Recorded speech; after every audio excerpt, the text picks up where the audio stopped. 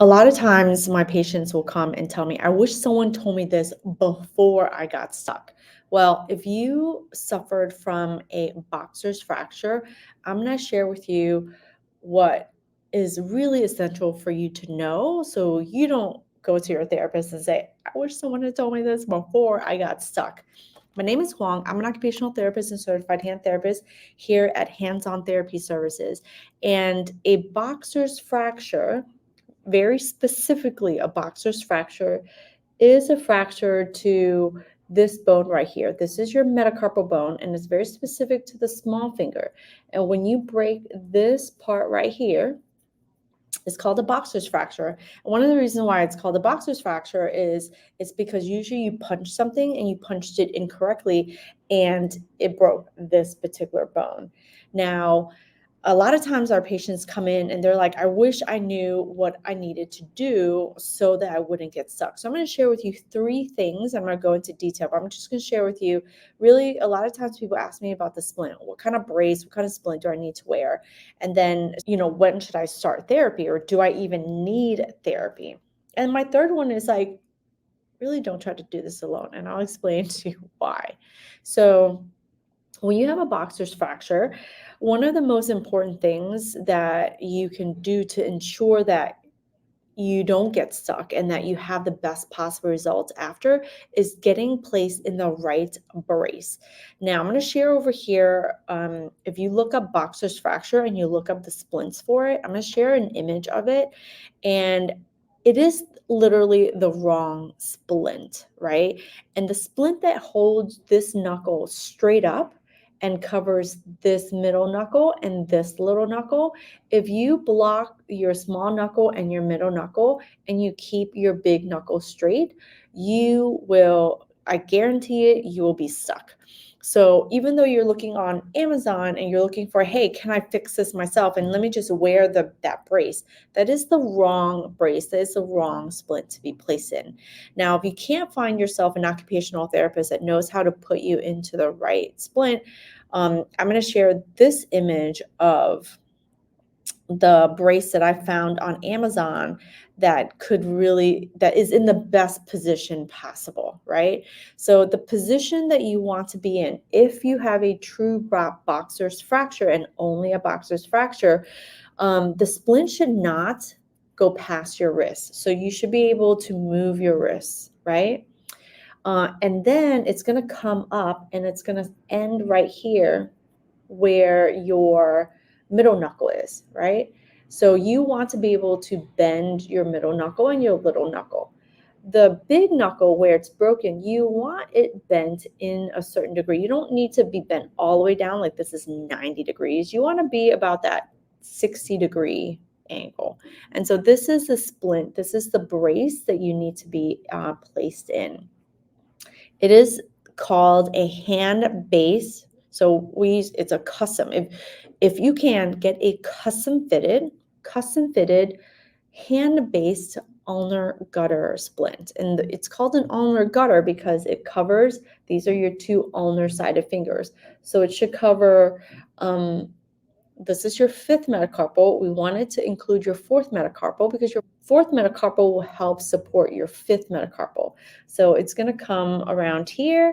It's going to end right here in the middle of your palm, and it should come up and cover your big knuckle, but allow your little knuckles to move. If you can get into a custom fitted ulnar gutter splint in those positions, you're going to be in the best possible, position to fully recover. And here's the thing, fully recover fast. I recently worked with someone, he actually fell off, if I'm remembering this correctly, he fell off his bike in a very particular way and he broke it. And he came in right away. And because he came in right away, he got results like super quick, right? So that's going to take me to my point number 2, that usually my patients tell me, I wish someone told me this, right? And this is not just about the splint, but it's about when to get started in hand therapy. So if you had no surgery whatsoever, you actually, my guy found out that he had a fracture, because you have to go to the urgent care or whatever and get an x-ray, right? They see that you are broken, but they see that you are broken, but you're still stayed in alignment. And so what it's called displacement. So he was broken, but he wasn't displaced, meaning like it was rotated and moved in a certain way. Plus, even though he was broken, his bones stayed together, right? So he had a small fracture and didn't need to have surgery. So they put him in that big splint that you see, right? That you see online, that I told you wasn't necessarily the best splint. So he was actually put in that type of splint for the first week. And he was like, this isn't right. Like, my whole hand hurts now. And he actually came to us here at Hands On Therapy Services. And I was like, yep, he was in between. His doctor actually sent him to us just because he knows that, we can get him into the right splint. But he was between, do I have surgery or can I hold off? And I said, well, what we need to do is we need to place it in the right position, get started, and then within a few days we should be able to see whether everything is like setting well, and that you're not what we call rotated. So if you go to make a fist and your finger rolls to the side like this, it starts to cross over, that means your bone might be rotated. And if it's rotated, you definitely could benefit from surgery. But if you're not sure, definitely talk to your hand surgeon and your certified hand therapist in your town. Here in Miami, he brought it to us, and we supported that bone, and we took a look, and we're like, well, I don't see that you're rotated, so let's get you into the right splint, because putting your finger like this and not allowing these little guys to move, we're going to place you in a bad position that you're going to need tons of therapy later. So let's make it easy for you. So we placed him in a custom fitted splint, just like I had explained. And then we were able to start therapy right away. Now, therapy doesn't have to be aggressive. It doesn't have to be painful. I know that maybe some people have had aggressive, painful therapy. And so they're like, no, you shouldn't do therapy right away. But therapy doesn't have to be that way. We put him in the right splint, and we just got him to start to move very gentle for, I think he started at about a week and a half, right? He came in for the custom fitted splint for a week and a half, and we just started gentle range of motion for that first week. And so that's what I'm sharing is like, if you're thinking when to start therapy, go talk to your therapist. Find a therapist in your area. If you can, find a certified hand therapist, and they should be able to help guide you. If you're in Miami, totally can help you, right? And based off of the images of the fracture, how bad it is, how we evaluate the hand, I was able to guide him and say, let's start just moving. And then every week we were able to progress him. And we were actually able to progress him so fast. I actually thought it would take about 10 to 12 visits because of how stiff he came in. But because he did everything he needed to do, we actually cut that time in half, like literally in half. And he got full 100% recovery. So I'm just here to share, like, it's totally possible. Get into the right custom fitted or splint in the right position. That's the key, that you have to be in the right position. And then 2, getting started early. So we got him started pretty early, and we put him in the right position, and we just started gently moving, and he did really, really well. Now, that is without surgery. If you had surgery for your boxer's fracture, most likely you have a line that comes down here because they have to cut and come in. You actually can start. So you can actually start therapy earlier. Now, every surgeon's a little bit different, but if you had a fracture and you needed surgery, the surgery means that you have some stability. And again, coming to therapy early is key to getting great results. And usually, I've worked with surgeons where I see our patients day 5 post-op, right? They have the surgery, and 5 days later, we can take off the bulk dressing, and then we put them in the right custom fitted orthosis in the best position. Positioning is extremely important because of the way the anatomy of the hand works. If your big knuckles stay straight, your we call them ligaments. We have these ligaments are called collateral ligaments. I call them like parentheses of the middle of the big knuckle because it holds and supports us. Those ligaments get really tight, and if your finger gets stuck in this straight position, you'll most likely need another surgery. So, as a certified hand therapist, I'm always looking at what's the best position to minimize the need for therapy and to minimize the need for another surgery so that you can get the best results possible after an injury like this, because it can be extremely devastating.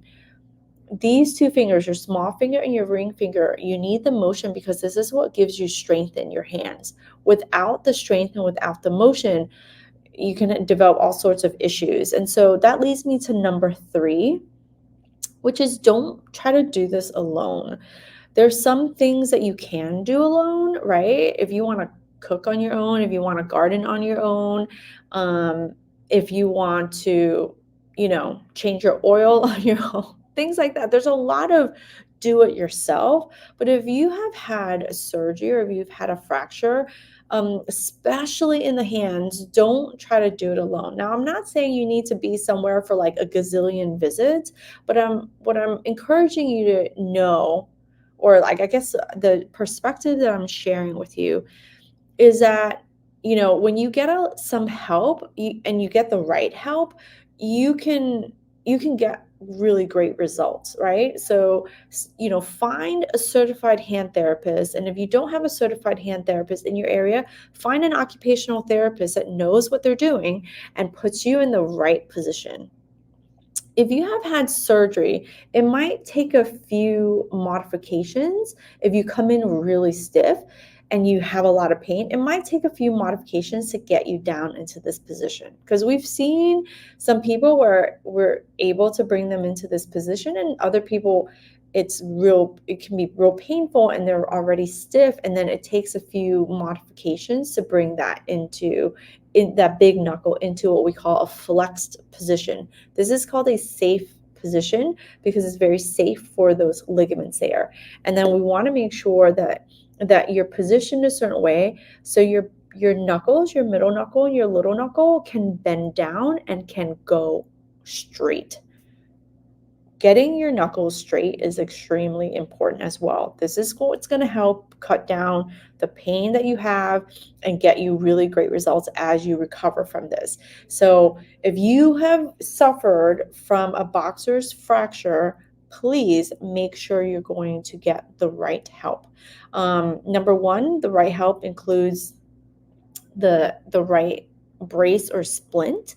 That is called an ulnar gutter splint, and it just needs to be a certain position and length so that you can start moving. Number 2 is to start as soon as possible. I know it might seem really scary, like this feels so early. If you're not sure, talk to your occupational therapist or certified hand therapist, and they should be able to guide you through it and explain the why, like the way I'm explaining it, right?